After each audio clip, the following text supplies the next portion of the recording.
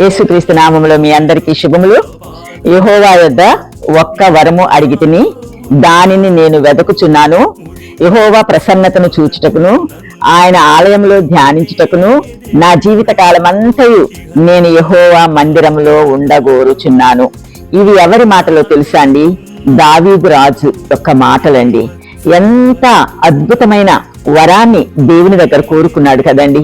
తన యొక్క రాజ్య విస్తరణ కోసం కోరుకోలేదు, తన బిడ్డలు రాజులుగా ఉండాలని కోరుకోలేదు, తనకు ఐశ్వర్యం కావాలని కోరుకోలేదు. అయితే ఏమి కోరుకున్నాడంటే ఆయన మందిరములో నిత్యము ఉండడానికి, జీవితకాలం అంతా కూడా ఆయన మందిరంలో ఉండడానికి కోరుకున్నాడండి. కాబట్టి ఎందుకంటే దావీదు రాజు ఈ కోరిక, ఈ వరాన్ని కోరుకుంది ఆపత్కాలంలో ఆయన తన పర్ణశాలలో నన్ను దాస్తాడంటున్నాడండి. తర్వాత తన గుడారపు మాటున నన్ను దాచిపెడతాడు, తన ఆశ్రయదుర్గం మీద నన్ను ఎక్కిస్తాడు.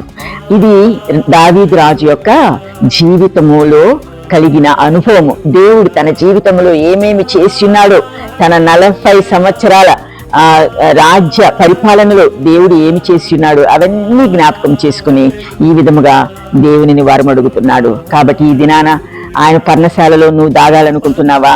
ఆయన గుడారపు మాటున మనము ఉండాలి అంటే దేవుని యొక్క ఆలయంలో నిత్యము నివసింపగోరే ఆ కృప మనము కలిగి ఉండాలి.